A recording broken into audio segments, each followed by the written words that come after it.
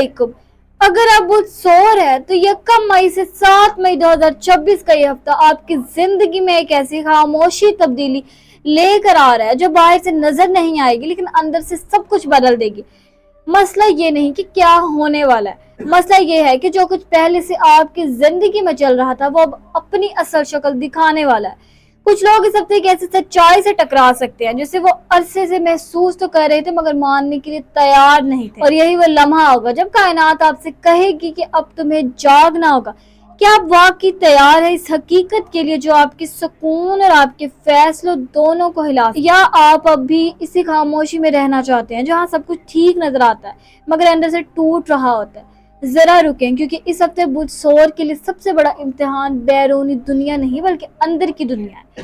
وہ دنیا جہاں آپ اپنی خواہشات، اپنے خوف اور اپنے فیصلوں کو چھپا کر رکھتے ہیں۔ اب سورج ظہر کی سیدھی نظر آپ کے مالی اور ذاتی گھر پر ہے۔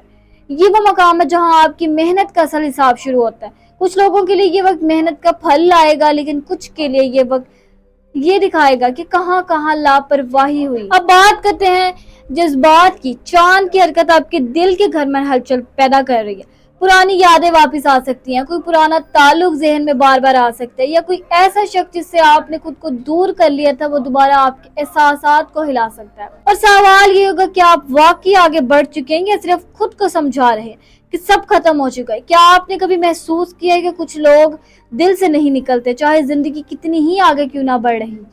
اگر ہاں تو یہ ہفتہ اسی احساس کو دوبارہ جگا سکتا ہے۔ اب مالی پہلو کو دیکھیں تو یہاں ایک واضح تقسیم نظر آتی ہے۔ ایک طرف آمدنی میں بہتری کا امکان ہے، خاص طور پر ان لوگوں کے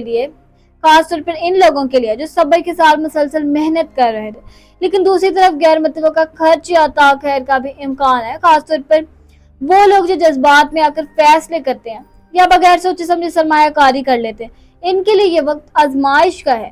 اس ہفتے آپ کو ایک بات سمجھنی ہوگی، پیسہ صرف کمائی کا نام نہیں ہوتا بلکہ اس کا صحیح استعمال اصل طاقت ہوتا ہے۔ اب تعلقات کی بات کریں تو یہاں خاموشی سب سے بڑا اشارہ ہے۔ کچھ رشتوں میں باتیں کم اور زیادہ فاصلے ہو سکتے ہیں، اور کچھ رشتے ایسے ہوں گے جہاں ایک چھوٹی سی بات بڑی غلط فہمی میں بدل سکتی ہے۔ اس لیے الفاظ کو بہت سوچ سمجھ کر استعمال کریں، خاص طور پر گھر کے اندر، کیونکہ ظاہر کی توانائی خاموشی میں بھی امتحان لے رہی ہے۔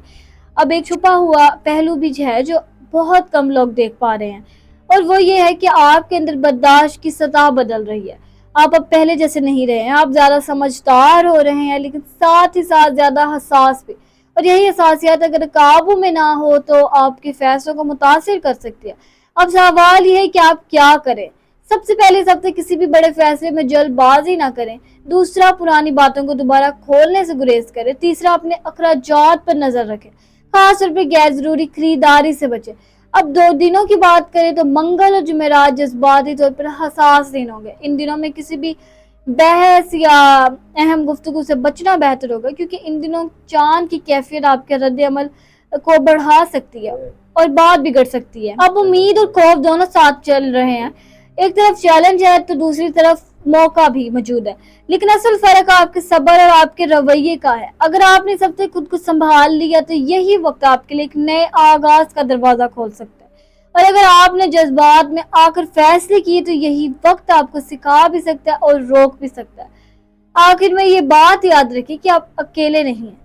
جو کچھ بھی ہو رہا ہے وہ آپ کو توڑنے کے لیے نہیں بلکہ آپ کو زیادہ مضبوط بنانے کے لیے، اور بعض اوقات خاموشی ہی وہ استاد ہوتی ہے جو سب سے بڑا سبق دیتی ہے۔ اگر آپ چاہتے ہیں کہ ہفتے ایسے ہی اور سچ پر مبنی رہنمائی آپ تک پہنچی رہے تو ہمارے چینل ایسٹرو وائبس ڈیلی کو ضرور سبسکرائب کریں اور ویڈیو کو پسند اور شیئر ضرور کریں، کیونکہ اگلا ہفتہ اس سے بھی زیادہ گہرائی لے کر آ سکتا ہے، اور ہو سکتا ہے وہ سچ جس سے آپ آج بچ رہے ہیں وہی کل آپ کی سب سے بڑی طاقت بن جائے۔